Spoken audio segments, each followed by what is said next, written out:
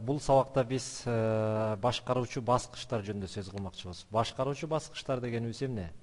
Башкаруучу баскычтар бул вставка менюсунан мындан фигуры деген аспапты тандап аласыз да, жана анын эң төмөн жакта управляющий кнопки болсо башкаруучу баскычтар деген баскычтар жайгашкан. Булардын максаты эмне? Булардын милдети эмне? Демек, кандай башкаруучу баскычтар бар экен? Демек, биринчиси эле управляющий кнопка назад. Мынакей, муну басып, ал кнопканы тартсак, автоматтык түрдө настройка действия деген терезе келип чыгат.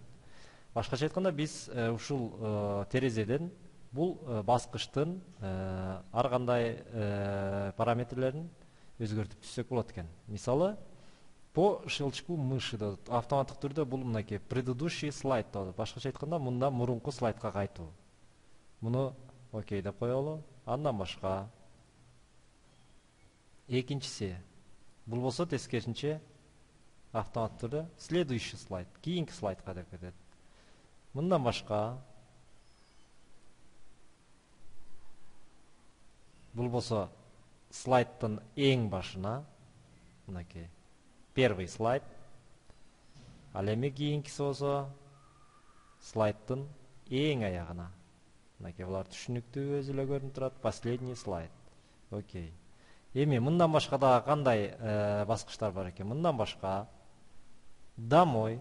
Бул башкача айтканда биринчи слайдка, мынакей биринчи слайдка. Же болсо бул жерден өзүңөр каалагандай кылып өзгөртүп алсаңар болот. Мисалы, мазмунга алып келип турган болсоңор, ушул жерден последний слайд же завершить показ, произвольный показ жана слайд дегенди тандап алсаңар, бул жерден каалаган тандап аласыңар. Мисалы, мазмуну деп койсок, анда бул ошо мазмуну турган слайдка алып келет экен.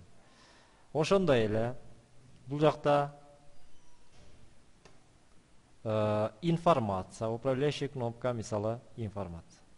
Муну менен, мисалы, биздин башка файл менен байланышкан, башкача айтканда ушул слайдка байланышкан, ушул темага байланышкан Word же Excel'да бир маалыматыбыз бар болсо, ушул баскыч менен биз ошол маалымат менен гипер шилтеме аркылуу байланыштырып койсок болот. Мисалы, перейти по гиперссылке дейбиз дагы. Слайд эмес, биякта мисалы үчүн URL адрес же болбосо интернеттеги кандайдыр адрес менен байланыштырсак болот, же другой файл деп туруп, анан бул жактан каалагандай бир файлды тандап туруп да окей деп ошол файл аркылуу файл менен байланыштырып койсок болот экен. Мындан башка возврат, муну койсок, кайра последний показанный слайд. Башкача айтканда, эң акыркы көргөзүлгөн слайд. Ушул акыркы көргөзүлгөн слайдка гипершилтеме менен байланыштырып койсок болот. Ошондой эле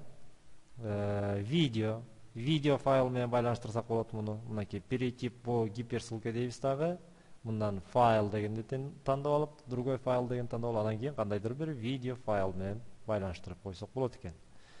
Мындан башка жөн эле документ менен, мынакей документ менен байланыштырсак болот, үндүк файл менен байланыштырсак болот, же справочник же болбосо жардам системасы менен байланыштырсак болот. Жана акыркысы бол настраивание, же болбосо өзүбүз каалагандай өзгөртүп түзө турган. Муну коюп, бул жерге мисалы акыркы же болбосо завершить показ дегенди коюп, окей дейбиз дагы, бул жерге өзүбүз жазып койсок болот. Оң жагын басып, электрон чыгышкандан изменить текст дегенди басабыз дагы. Мисалы, чыгуу. Башкача айтканда, бул слайдтан чыгуу. Муну чоңойтуп коелу. Бөлүп алып, главнаядан шрифтин чоңойтом, мисалы чыгуу. Мынакей ушундай кылып өзүбүз каалагандай кылып өзгөртүп түзүп алсак болот экен. Мынакей негизги башкаруучу баскычтар ушулар. Эми бул баскычтарды кандайча иштетебиз, кандайча колдонобуз, аны биз кийинки сабактан көрөбүз. Ушуну менен бул сабак аягына чыкты. Саламатта болуңар.